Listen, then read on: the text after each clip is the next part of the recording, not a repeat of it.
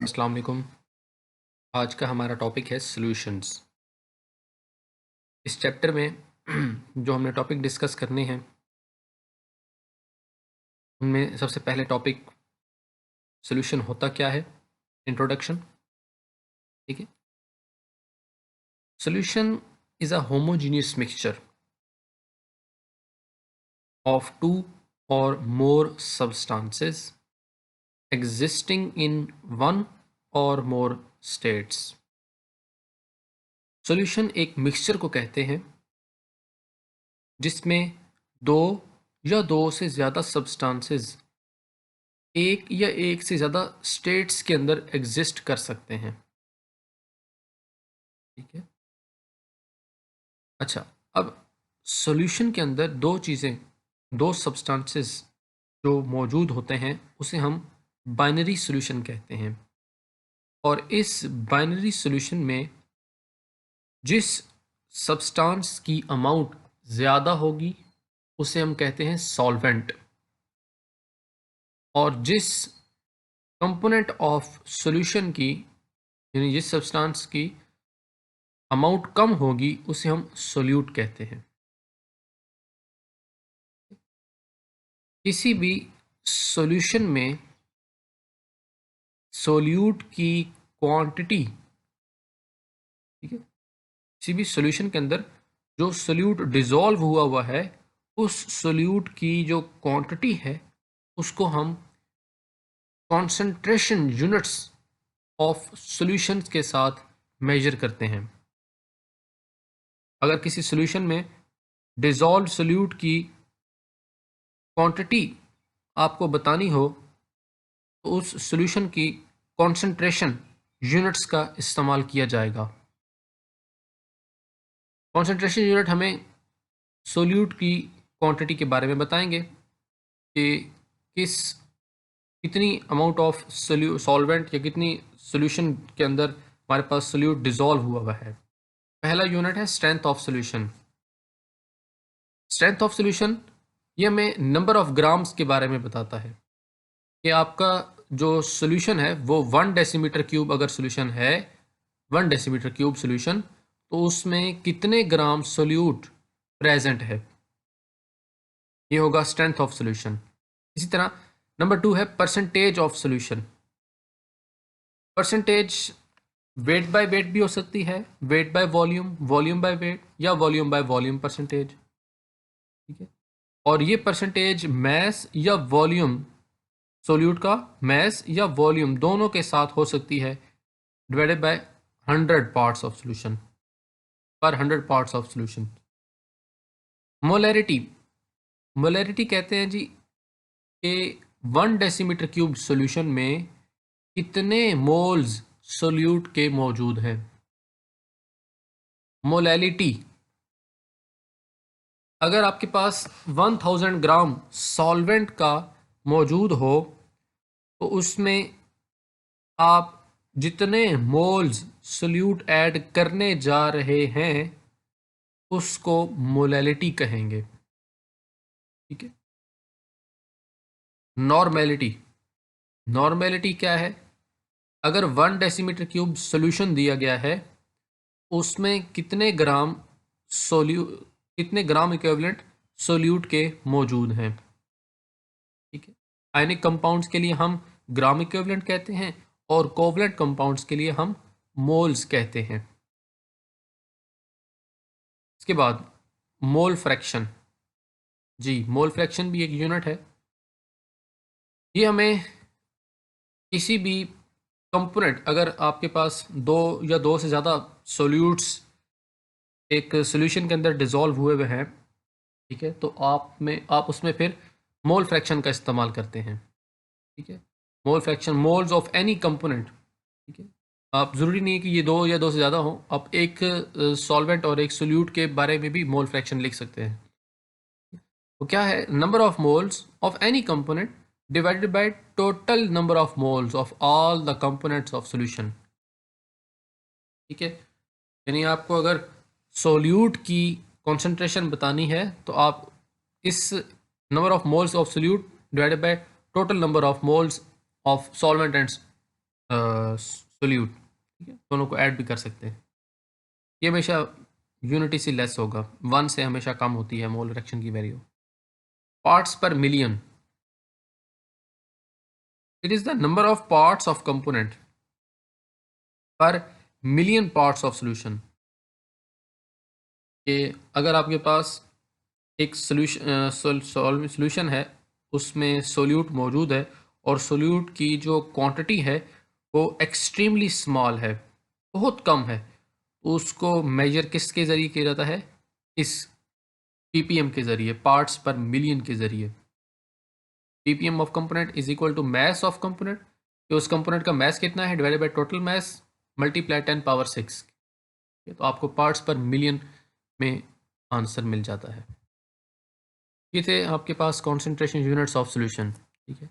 अब चलते हैं जी नेक्स्ट हमारे टॉपिक की तरफ। ये है differentiate between ideal and non ideal solutions. Ideal और नॉन आइडियल सॉल्यूशन में क्या फ़र्क होता है जी। First of all, ideal solution, ideal और नॉन आइडियल सॉल्यूशन में फ़र्क करने के लिए कुछ पॉइंट्स आपने याद रखने हैं। पहला point, if the force of interaction of component after mixing are same as among the molecules of pure components। समझने के लिए हमें ये देखना होगा, ये देखिए यहाँ पे एक मैंने डायग्राम ड्रॉ की है कि ये देखिए सॉल्वेंट के मॉलिक्यूल्स हैं, ठीक है। सॉल्वेंट के दो मॉलिक्यूल्स के दरमियान जो भी फोर्स ऑफ इंटरेक्शंस हैं, और इसी तरह सोल्यूट के दरमियान, सोल्यूट के मॉलिक्यूल्स के दरमियान भी फोर्सेस ऑफ इंटरेक्शंस हैं। जब इनको मिक्स किया जाएगा सोल्यूट और सॉल्वेंट को, यानी कि सोल्यूशन बनाया जाएगा, तो सोल्यूशन में मौजूद सॉल्वेंट और सोल्यूट के दरमियान, सॉल्वेंट, ठीक है, और सोल्यूट के दरमियान जो फोर्स ऑफ इंटरेक्शन होगी वो सेम होगी एज, जैसे कि यहाँ पे सॉल्वेंट और सोल्यूट के मॉलिक्यूल्स में इंटरेक्शन थी, वैसे ही फोर्सेस ऑफ इंटरेक्शन सॉल्वेंट और सोल्यूट के मॉलिक्यूल्स में भी होंगी। इस सॉल्यूशन को कह देंगे आइडियल सॉल्यूशन, ठीक है, इसको कहेंगे आइडियल सॉल्यूशन। इसी तरह नेक्स्ट पॉइंट है, heat of solution is zero.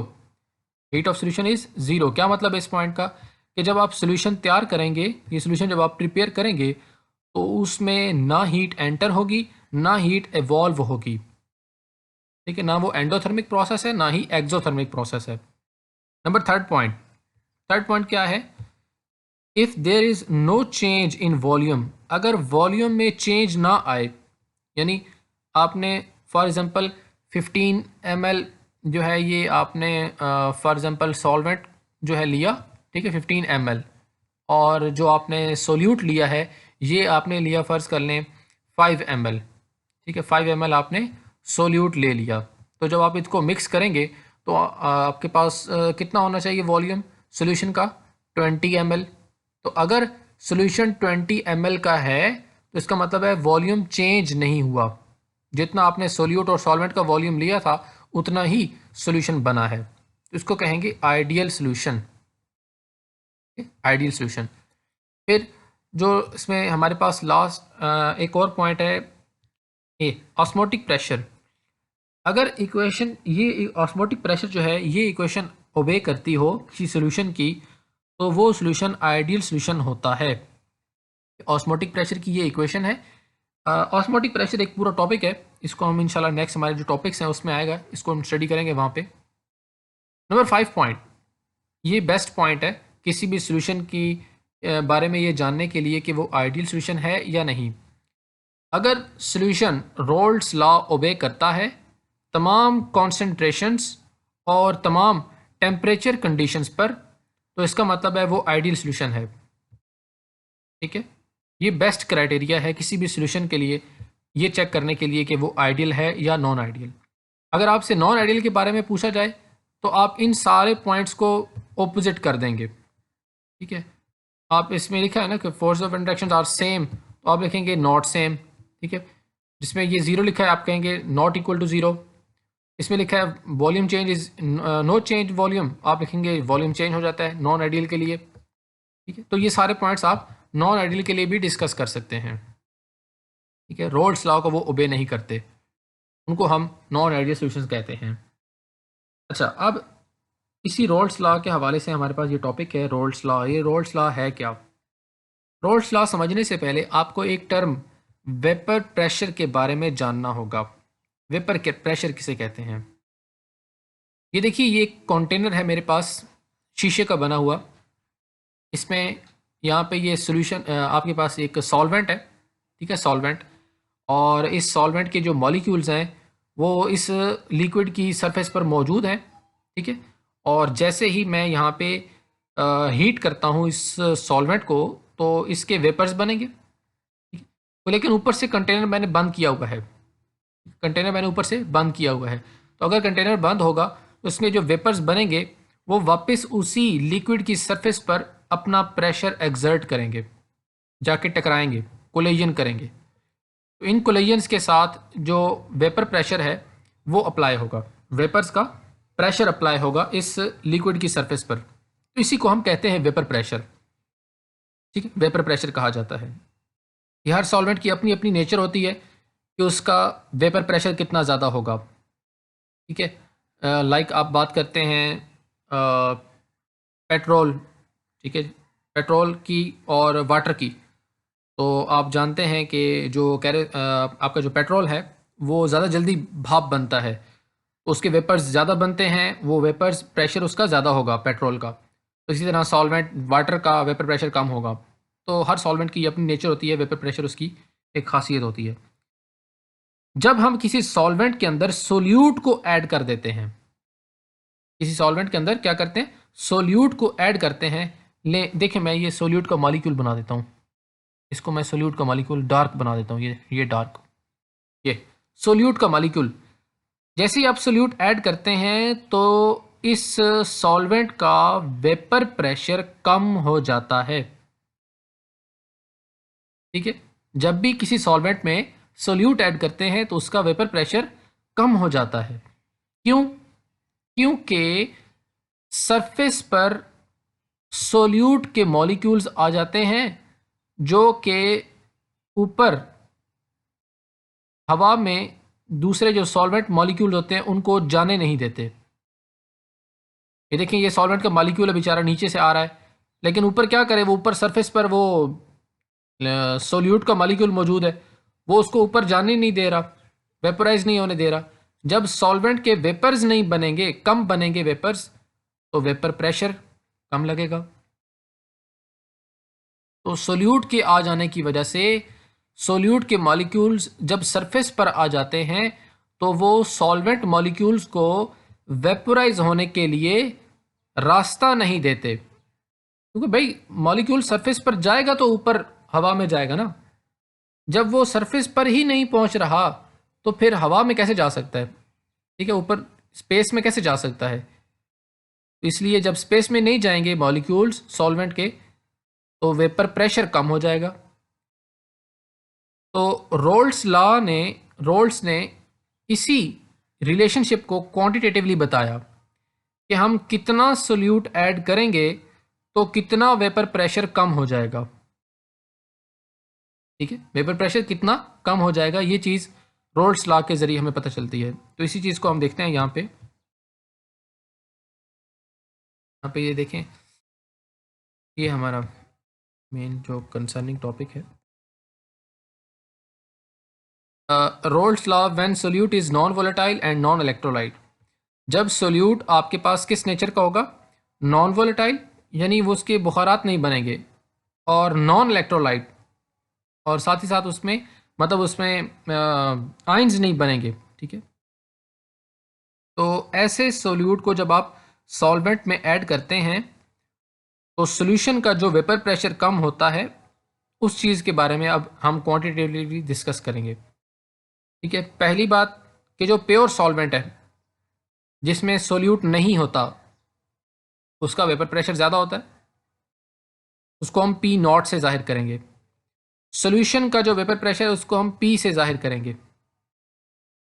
इसके बाद जो मोल फ्रैक्शन है सॉल्वेंट और सोल्यूट की, उनको हम x1 और सोल्यूट की जो मोल फ्रैक्शन है उसको हम x2 के ज़रिए डिनोट करते हैं। ठीक है। According to first definition of Raoult's law, जो पहली डेफिनेशन बनती है वो ये कि vapour pressure of solution is directly proportional to mole fraction of solvent. यानी वेपर प्रेशर सोल्यूशन का भी सॉल्वेंट की अमाउंट पर डिपेंड कर रहा होता है।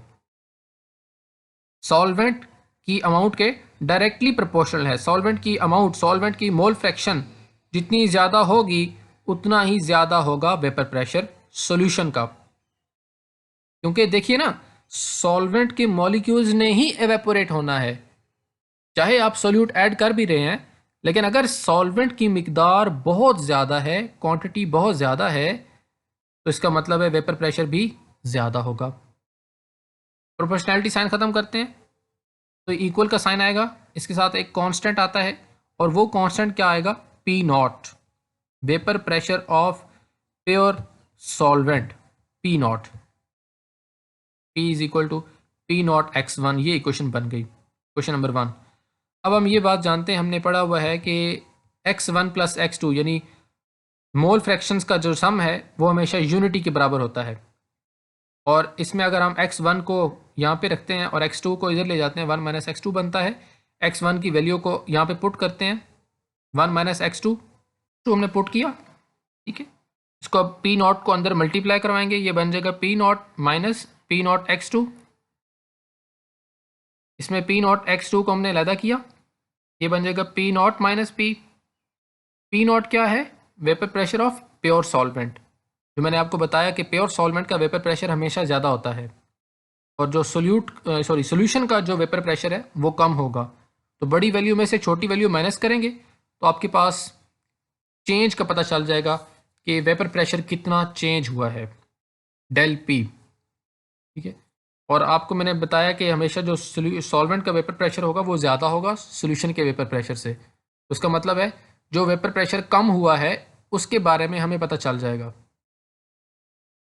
ठीक है, जितना प्रेशर कम हुआ है उसके बारे में हमें पता चल जाएगा, डेल पी। तो del P is equal to P naught x2, del P directly proportional to x2।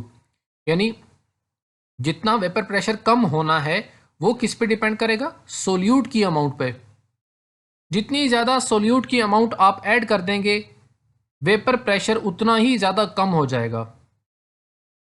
ठीक है, वेपर प्रेशर उतना ही ज़्यादा कम हो जाएगा अगर सोल्यूट की अमाउंट ज़्यादा करेंगे। क्योंकि आपको पता है कि अगर सोल्यूट की अमाउंट ज़्यादा करते हैं तो सरफेस पर मॉलिक्यूल्स सोल्यूट के ज़्यादा हो जाते हैं और सॉल्वेंट के मॉलिक्यूल्स को रास्ता नहीं मिलता ऊपर जाने के लिए, जिसकी वजह से वेपर प्रेशर सोल्यूशन का कम हो जाता है। तो इससे हम इक्वेशन नंबर 3 से एक नई डेफिनेशन बना सकते हैं, और वो ये कि lowering of vapour pressure, del P, lowering of vapour pressure, vapour pressure का कम होना, डेल से del P, is directly proportional to the mole fraction of solute. ये वो मोल फ्रैक्शन ऑफ सोल्यूट पे डायरेक्टली प्रोपोर्शनल है। अच्छा, इसी इक्वेशन नंबर 3 को आप अरेंज करते हैं, पी नॉट मल्टीप्लाई हो रहा है, वहाँ पे जाके डिवाइड हो जाएगा, del P over P not is equal to x2। Equation number 4, del P over P, इसको हम कहते हैं relative lowering of vapour pressure. So Raoult's law के अकॉर्डिंग ये आपके पास फोर्थ डेफिनेशन बन जाती है। ठीक है, इसकी थर्ड डेफिनेशन वो क्या है, रिलेटिव लोअरिंग। देखिए ना, relative lowering, del P over P not is the relative lowering of vapour pressure.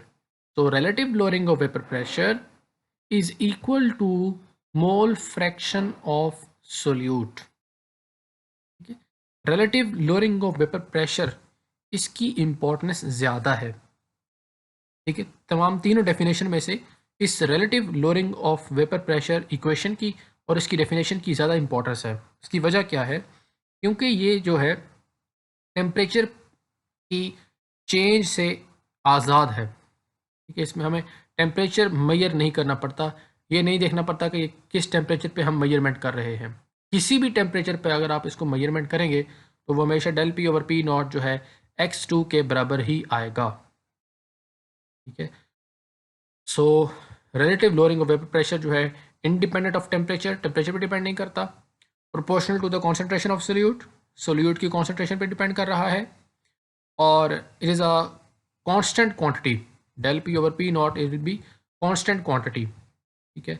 And when equimolar proportion of different solutes are dissolved in the same mass of the same solvent, अगर हम same solvent, एक ही solvent के अंदर दो different solutes add करते हैं, दोनों की नेचर यही होगी, non volatile non electrolyte solutes, ठीक है, लेकिन बाकी नेचर डिफरेंट हो सकती है, वो कोई और सॉल्वेंट भी सोल्यूट हो सकता है, डिफरेंट सोल्यूट्स भी हो सकते हैं।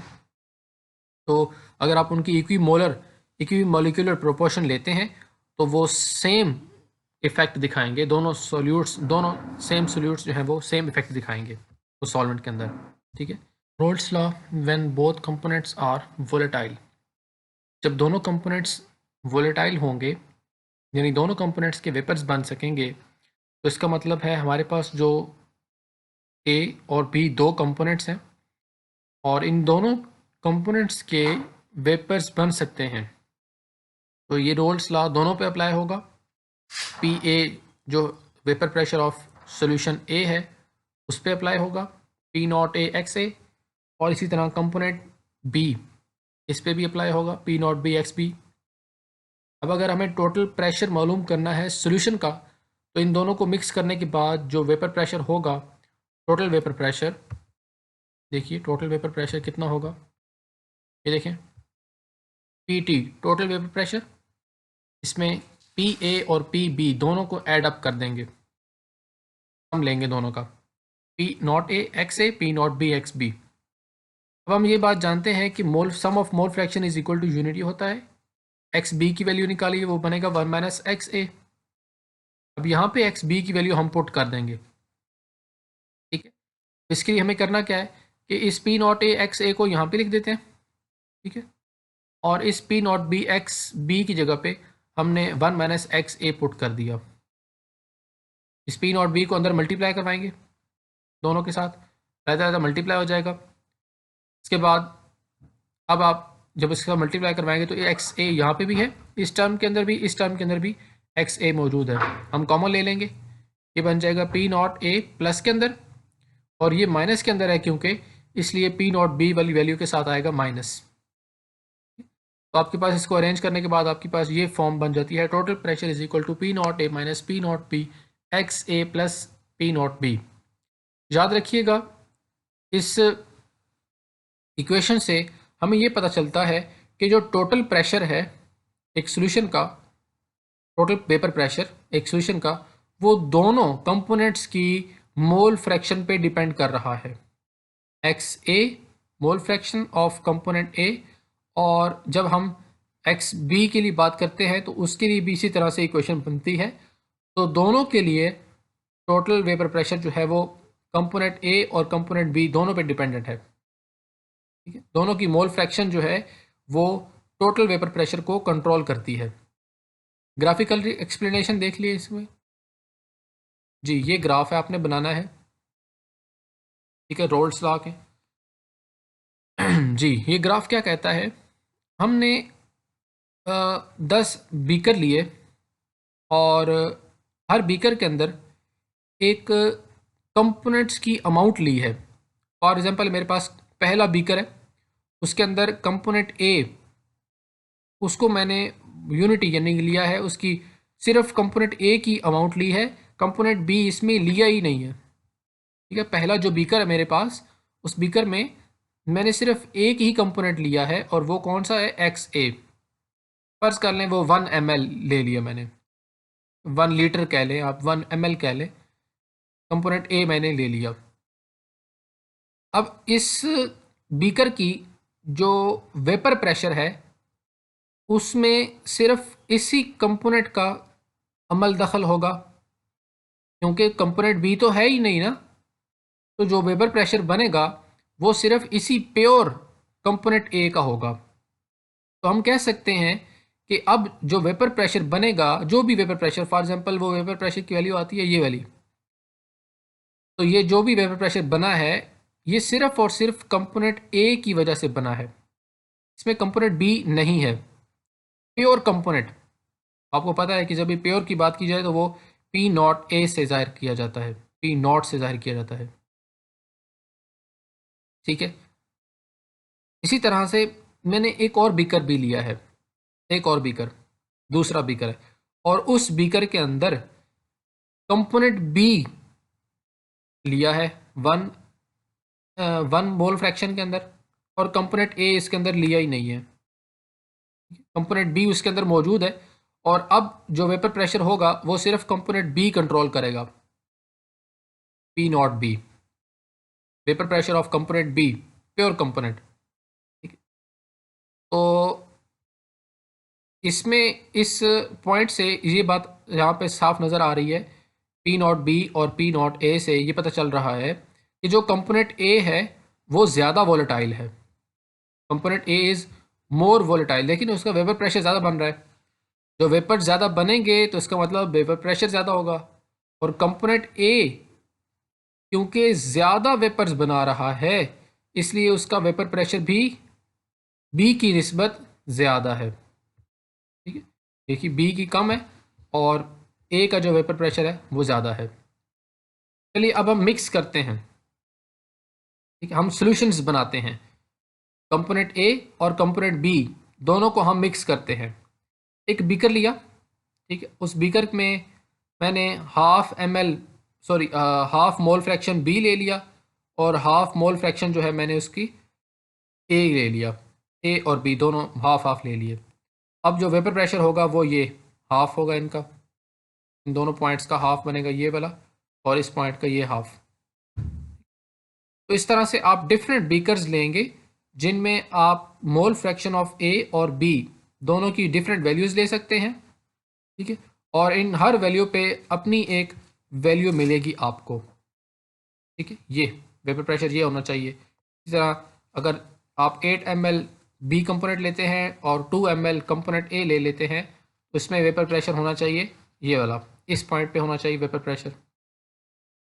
तो आपके पास ये सारी स्ट्रेट लाइन मिलती है, एक स्ट्रेट लाइन आपको मिल रही है इन तमाम वेपर प्रेशर्स की। ठीक है, ये वेपर प्रेशर्स हैं हर एक सॉल्वेंट, हर एक सोल्यूशन के। जैसे ये सोल्यूशन है जिसमें आपने कंपोनेंट ए 70% लिया है और कंपोनेंट बी 30% लिया है। इस तरह ये सोल्यूशन है जिसमें आपने 50% कंपोनेंट ए लिया है और कंपोनेंट बी लिया है 50%, और आपके पास इसमें ये वैल्यू आपको मिल रही है वेपर प्रेशर की। ठीक है, तो हर सोल्यूशन की जो वेपर प्रेशर की वैल्यू है उसमें मौजूद कंपोनेंट्स पे डिपेंड कर रही है, कंपोनेंट्स की अमाउंट कितनी है। याद रखिएगा ये जितने भी हमने सॉल्यूशंस तैयार किए हैं, ये सारे सॉल्यूशंस, ये सारे सॉल्यूशंस का जो वेपर प्रेशर है वो इस लाइन पे बिल्कुल इन पॉइंट्स पे टच कर रहा है वेपर प्रेशर। तो इन तमाम सॉल्यूशंस को हम आइडियल सॉल्यूशंस कह सकते हैं। ऐसा कोई भी सॉल्यूशन जो इस लाइन से पॉइंट हटकर होगा, ठीक है, ऊपर या नीचे चला जाएगा, स्ट्रेट लाइन पे वो उसके पॉइंट्स नहीं मिलते, तो वो सॉल्यूशन जो है वो non volatile sorry non ideal solution बन जाएगा।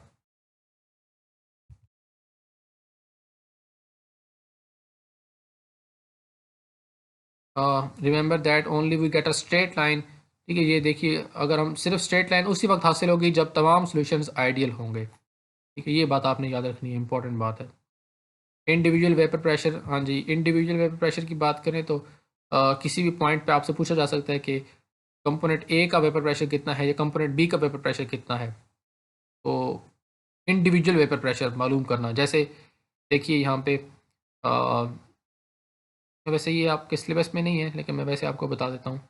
देखिए यहाँ पे मेरे पास एक ये सोल्यूशन है 0.7 0.3%, ठीक है, मोल फ्रैक्शन में है।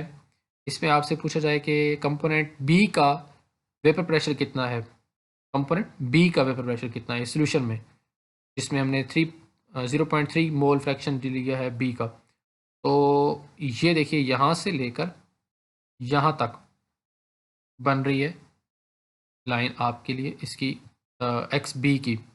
पी नॉट बी की, यानी vapour pressure of component B, और यहाँ से लेकर यहाँ तक जो लाइन बनती है वो कंपोनेंट ए के लिए भी है। तो कंपोनेंट ए वाली आ गई यहाँ से लेकर यहाँ तक, ठीक है, 70% की इसकी कंपोनेंट ए की। और ये जो लाइन है, ये वाली एक्स्ट्रा लाइन, इसको हम अगेन दोबारा इसके ऊपर प्लॉट करेंगे, ये, क्योंकि ये यहाँ से लेकर तो यहाँ तक ये तो कंपोनेंट ए की लाइन आ गई है। तो फिर ये वाली किधर गई? जी हाँ, इसको हमने अलहदा से ऊपर ड्रॉ करना है यहाँ। ये सोल्यूशन का वेपर प्रेशर बन गया, टोटल वेपर प्रेशर यहाँ तक आएगा। ये देख लें आप, ये 50-50% वाला, ये 50% कंपोनेंट बी है, 50% कंपोनेंट ए है। तो अब इसमें कंपोनेंट ए, ठीक है, और कंपोनेंट बी, ठीक है, कंपोनेंट ए और कंपोनेंट बी, इसमें 50-50% कॉन्ट्रीब्यूशन दे रहे हैं, ठीक है। 50% कॉन्ट्रीब्यूशन है ए की और 50% कॉन्ट्रीब्यूशन है बी की, ठीक है, इस वेपर टोटल सोल्यूशन के वेपर प्रेशर में। यानी आपके पास एक बीकर है, उसके अंदर आपने 38% कंपोनेंट ए लिया है और 62% कंपोनेंट बी लिया है। दो कंपोनेंट्स का आपने सोल्यूशन बना लिया इस परसेंटेज के मुताबिक, और इस सोल्यूशन के अंदर आपने वही वेपर प्रेशर चेक किया। जब आप वेपर प्रेशर चेक करते हैं तो उसमें 50% कॉन्ट्रीब्यूशन होगी कंपोनेंट ए की और उसमें 50% कॉन्ट्रीब्यूशन होगी कंपोनेंट बी की। अब कुछ बच्चे सवाल करते हैं कि यहाँ पे ये इसकी 38% है और इसकी 62% है, फिर ये क्यों 50-50% कॉन्ट्रीब्यूशन दे रहे हैं वेपर प्रेशर में? तो बेटा, ये डिपेंड करता है कि जो भी कंपोनेंट है उस कंपोनेंट की वोलेटिलिटी कितनी है। कंपोनेंट ए हमने 38% लिया है, लेकिन ये इतना ज़्यादा वोलेटाइल है बी के मुकाबले में कि इसके वेपर ज़्यादा बन जाते हैं, और इसकी 38% ही, जो इसकी 38% है अमाउंट, वो ही काफ़ी होती है इसकी 50% वेपर प्रेशर में कंट्रीब्यूशन दिखाने के लिए। और 62% तक कंपोनेंट बी लेना पड़ता है क्योंकि ये इतना ज़्यादा वोलेटाइल नहीं है, इसलिए 62% आपको लेना पड़ेगा 50% वेपर प्रेशर में कंट्रीब्यूशन दिखाने के लिए। तो ये बात ज़रूरी नहीं है कि दोनों जो कंपोनेंट्स हैं वो 50-50% होंगे तो तभी वो जो वेपर प्रेशर में कंट्रीब्यूशन दिखाएंगे वो 50-50% होगी। वो डिफरेंट परसेंटेजेस भी हो सकती हैं। वो इन दोनों की वोलेटिलिटी पे डिपेंड करता है कि कौन ज़्यादा वोलेटाइल है। अगर दोनों की वोलेटिलिटी सेम है तो फिर हम कह सकते हैं कि दोनों की जब इक्वल अमाउंट होगी तो उसमें वो आपको 50-50% कॉन्ट्रीब्यूशन दिखाएंगे, और उसके लिए फिर आपको जो लाइन मिलेगी वो स्ट्रेट लाइन होगी, ठीक है, ऐसे लाइन नहीं मिलेगी, ठीक है, उसकी जो स्ट्रेट सोल्यूशन की जो होगी वो स्ट्रेट लाइन होगी। अच्छा, इसके बाद नेक्स्ट आपके पास ये प्रोसेस है, फ्रैक्शनल डिस्टिलेशन किसे कहते हैं? डिस्टिलेशन एक ऐसा प्रोसेस है जिसमें हम दो हलशुदा लिक्विड्स को सेपरेट करते हैं on the basis of difference of boiling point. ये दोनों लिक्विड्स का जो बॉइलिंग पॉइंट है वो डिफरेंट होता है। जैसे वाटर और एथेनॉल, वाटर का boiling point 100 degree centigrade, ethanol का बॉइलिंग पॉइंट 78 डिग्री सेंटीग्रेड। तो क्योंकि हम जानते हैं कि अगर हम 78 डिग्री सेंटीग्रेड तक हीट करेंगे तो एथेनॉल के सारे वेपर्स बन जाएंगे, और क्योंकि वाटर के वेपर्स कम बनेंगे और एथेनॉल के वेपर ज़्यादा बनेंगे, तो इस बेस पे बार बार डिस्टिलेशन प्रोसेस के ज़रिए रिपीट करते हुए आप एथेनॉल को सेपरेट कर लेते हैं, ठीक है।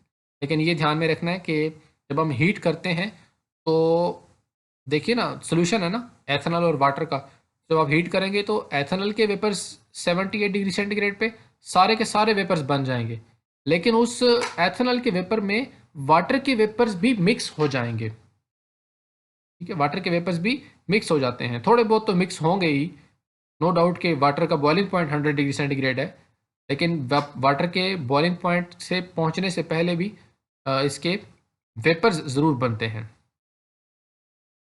सो अगर हम इसके लिए फिर हम ये फ्रैक्शनल कॉलम यूज़ करते हैं, ठीक है, फ्रैक्शनेटिंग कॉलम्स हैं जिनको हम लेबॉर्ट्री में इस्तेमाल करके डिफरेंट लिक्विड्स को, मिसिबल लिक्विड्स को अलग करते हैं, सेपरेट करते हैं। ये ऑपरेटर्स हम इस्तेमाल करते हैं। डिस्टिलेशन आपके टॉपिक पे नहीं है, ठीक है, ये सिलेबस पे नहीं है आपके। इसको जस्ट नॉन आइडियल सॉल्यूशंस और एजियोट्रॉपिक सॉल्यूशंस को समझने के लिए हम पढ़ रहे हैं, ठीक है। नॉन आइडियल सॉल्यूशंस क्या होते हैं, इसकी एग्जांपल्स यहाँ पे दी गई हैं, जैसे बेंजीन और ब्रोमोबेंजीन। ये वो मिसिबल लिक्विड्स हैं जो रॉल्स लॉ को फॉलो नहीं करते, ठीक है, तमाम टेम्परेचर की कंडीशंस पर फॉलो नहीं करते। जैसे benzene, bromobenzene, benzene, ethylene, dichloride, ये इनको अगर मिक्स करेंगे तो ये जो कंपोनेंट्स हैं ये ऐसे सॉल्यूशंस बना देंगे जो कि रॉल्स लॉ को फॉलो नहीं करते, रॉल्स लॉ को फॉलो नहीं करते। जैसे ये देखिए, ये स्ट्रेट लाइन मिलनी चाहिए थी, एक्सपेक्ट हम ऐसे कर रहे थे, लेकिन एक्चुअल लाइन हमें अगर ऐसे मिल रही है तो ये स्ट्रेट लाइन तो नहीं है ना, इसलिए ये नॉन आइडियल सॉल्यूशन की लाइन है। इसका मतलब है हमें जो नॉन आइडियल की सॉल्यूशंस की लाइन है वो स्ट्रेट लाइन नहीं मिलती, सिर्फ आइडियल सॉल्यूशंस की स्ट्रेट लाइन मिलती है। ये भी देखिए, ये भी सॉल्यूशन है जिसमें हमने 90% कंपोनेंट बी लिया है, 10% कंपोनेंट ए लिया है, लेकिन ये सॉल्यूशन आइडियल सॉल्यूशन नहीं है क्योंकि ये आइडियल लाइन को टच नहीं कर रहा। अच्छा, ये हमने नॉन आइडियल सॉल्यूशन भी पढ़ लिया। इसी तरह से देखिए, ये और भी मज़ीद एग्जांपल्स दी गई हैं नॉन आइडियल सॉल्यूशंस की। ये देखें, इसी इसी रेफरेंस में ये देखिए, ये हमारे पास ये वो पेयर्स ऑफ लिक्विड्स हैं, methanol plus water, carbon tetrachloride plus benzene. Different आपके पास एग्जांपल्स दी गई हैं जो ऐसे हमारे पास लिक्विड्स हैं, पेयर्स ऑफ लिक्विड्स हैं जो फोर्सेस ऑफ रिपल्शंस एक्सर्ट करते हैं, ठीक है, एक दूसरे पे रिपल्सिव फोर्सेस एक्सर्ट करते हैं, ठीक है। तो ये देखिए, अब अगर आपसे पूछा जाए कि ये जो वेपर प्रेशर, देखिए सॉल्यूशन का वेपर प्रेशर ज़्यादा है, देखिए एक्सपेक्टेड लाइन ये वाली थी, इस एक्सपेक्टेड लाइन से आपको जो सॉल्यूशंस की वेपर प्रेशर की लाइन मिली है वो ज़्यादा वाली मिली है, ये वेपर प्रेशर ज़्यादा हो गया है। तो इसका मतलब क्या है कि कंपोनेंट ए और कंपोनेंट बी दोनों एक दूसरे को रिपेल कर रहे हैं, ठीक है। कंपोनेंट ए सरफेस पर जाता है और कंपोनेंट बी को उड़ा देता है, ठीक है, धक्का देता है, और कंपोनेंट बी उधर से आता है, कंपोनेंट बी कंपोनेंट ए को उड़ा देता है। तो वेपर प्रेशर दोनों की वजह से दोनों एक दूसरे को रिपेल करते हैं, तो वेपर प्रेशर जो है वो ज़्यादा हो जाता है, ठीक है। अच्छा, ये देखिए इसी तरह से ये कुछ सॉल्यूशंस ऐसे भी हैं जो हमें मैक्सिमम पार्ट भी देते हैं, मैक्सिमम पॉइंट भी देते हैं कि ऐसी सिचुएशन यानी ऐसी कंसंट्रेशन जिस पर, ये देखिए ये पॉइंट है, इस पॉइंट पे हमें मिल रही है ये वाली कंसंट्रेशन, ठीक है, लगभग 0.45 एंड 0.65, बिल्कुल सेंटर में। तो इसका मतलब ये है कि जब हम ये वाली कंसंट्रेशन लेंगे कंपोनेंट ए और कंपोनेंट बी की, ये अमाउंट्स लेंगे, तो इन अमाउंट्स पर आपको दोनों दोनों कंपोनेंट एक दूसरे को मैक्सिमम रिपल्शंस करते हुए मिलेंगे, जिसकी वजह से हमें जो ये डेविएशन मिलती है इसको हम पॉजिटिव डेविएशन कह रहे हैं, ठीक है। रोल्स लॉ से ऊपर वाली जो डेविएशन मिल रही है इसे हम पॉजिटिव डेविएशन कह रहे हैं। तो हम इस पॉजिटिव डेविएशन में हमें मैक्सिमम पॉइंट मिलता है, और अगर रोल्स लॉ जो आइडियल लाइन है इससे हमें लाइन कम मिलती है तो इससे हम नेगेटिव डेविएशन कहते हैं, ठीक है। तो ये कुछ चंद एक सॉल्यूशंस हैं कि जो आपको नेगेटिव डेविएशन शो करते हैं कि टोटल वेपर प्रेशर जो है जिनका कम होता है, ठीक है, वेपर प्रेशर जो है सॉल्यूशंस का आइडियल लाइन से कम होता है इन सॉल्यूशंस का। जैसे यहाँ वाटर और HNO3 का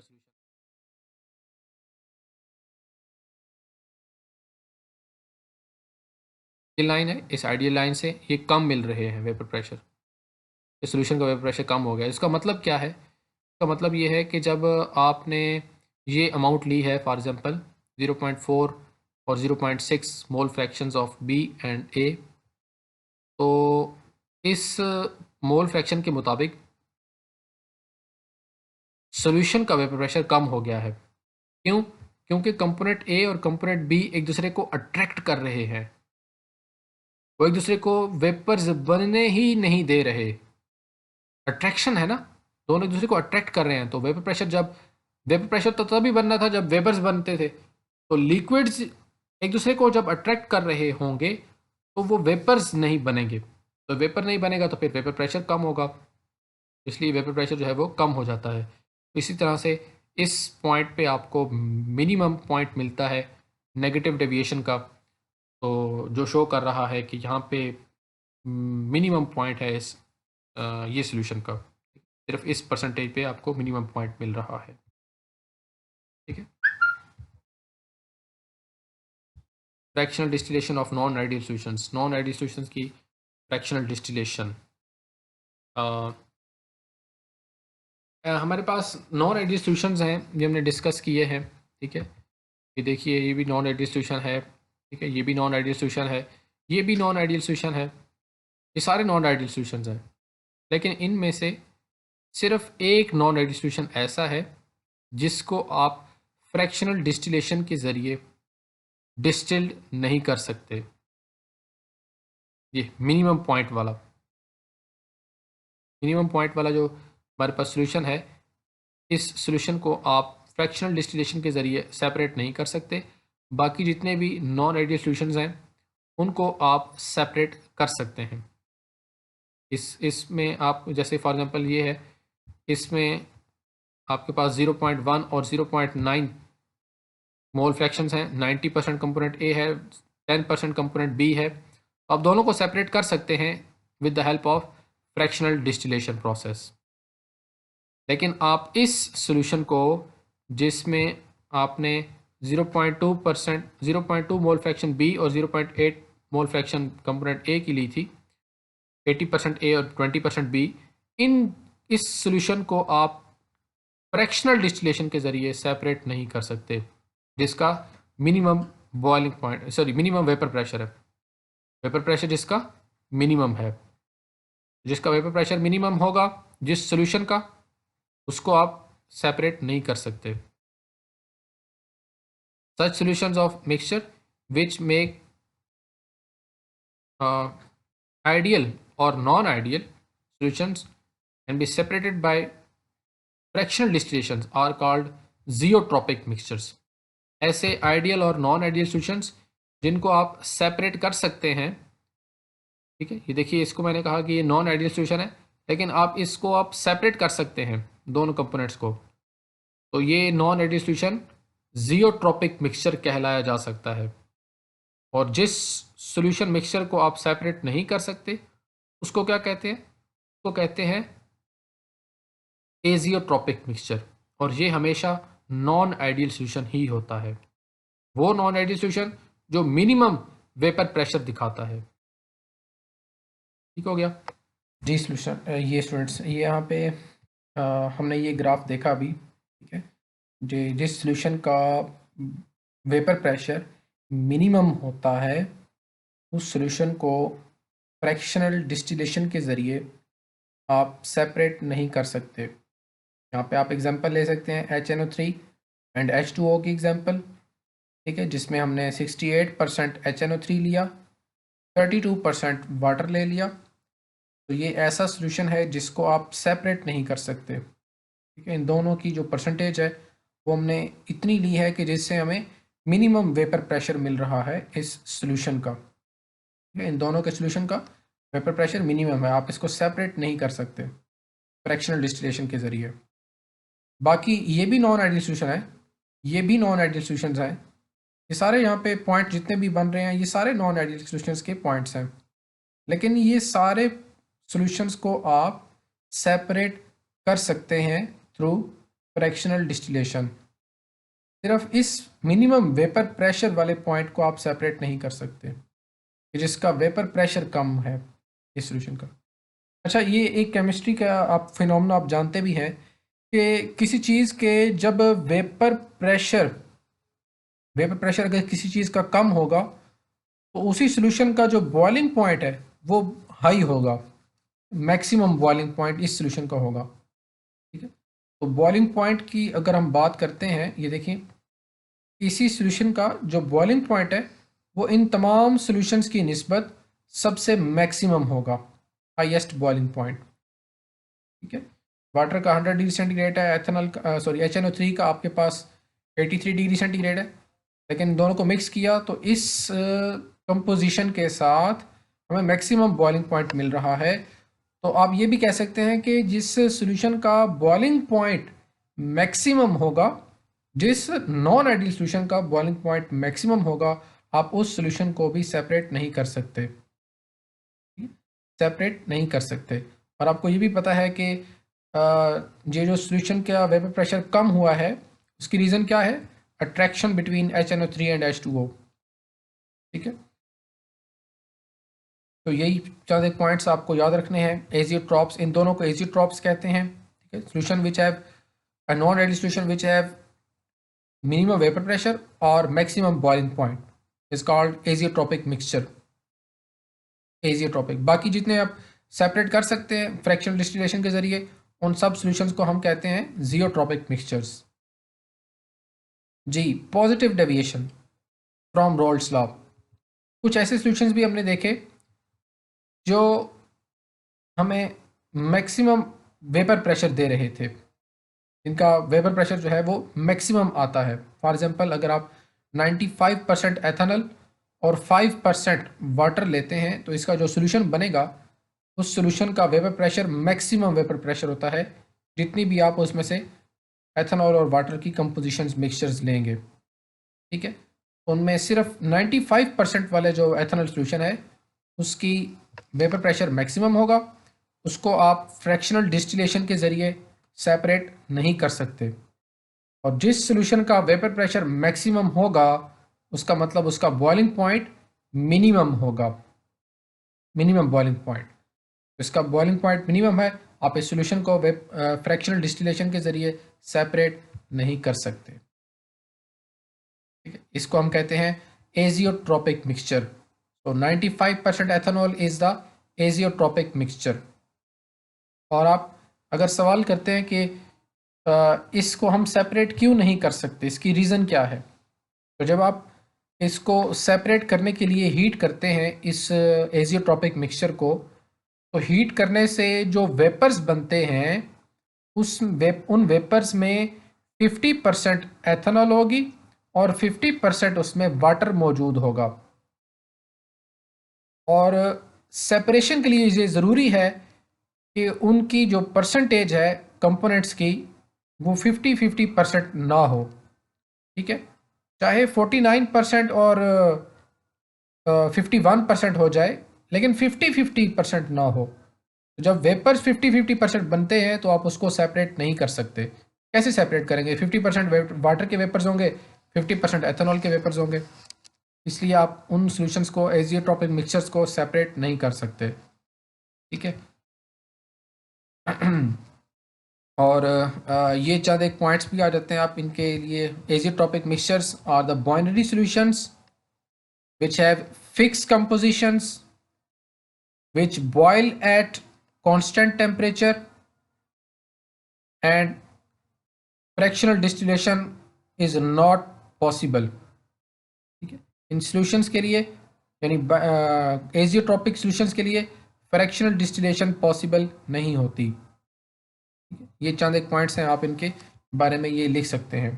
ठीक है, बाइनरी सॉल्यूशन जिसमें एक सोल्यूट और एक सॉल्वेंट होता है, फिक्स कंपोजिशन जिसमें सोल्यूट सॉल्वेंट की अमाउंट फिक्स होती है, ठीक है, और कांस्टेंट टेम्परेचर पे उनका बॉइलिंग पॉइंट होता है, एक ही बॉइलिंग पॉइंट होता है। ठीक है, चलिए बस आज के लेक्चर में इतना ही। ठीक है, इसकी एग्जांपल्स के साथ आपने याद रखना है। ठीक है, 95% ethanol with minimum boiling point azeotropic mixture and 68% HNO3 with maximum boiling point is a azeotropic mixture। So concept of azeotropes आपको complete यहाँ से डिटेल मिल जाएगी, तो आप यहाँ से याद रखिएगा इस चीज़ को। ठीक है जी, आपको एजियोट्रॉपिक मिक्सचर्स की मज़ीद एग्जांपल्स भी दी गई हैं। ठीक है, आपकी बुक में ये टेबल देखिए। ठीक है, इंपॉर्टेंट एजियोट्रॉपिक मिक्सचर्स यहाँ पे दिए गए हैं।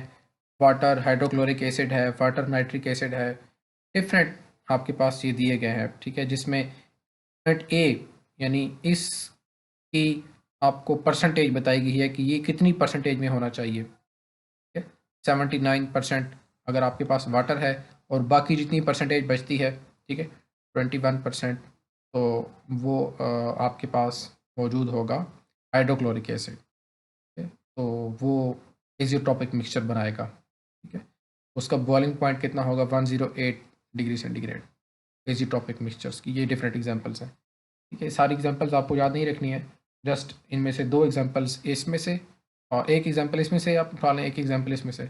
जो मैंने आपको वो पेज में एग्जांपल बताई हैं आप वो भी कर सकते हैं, ठीक है।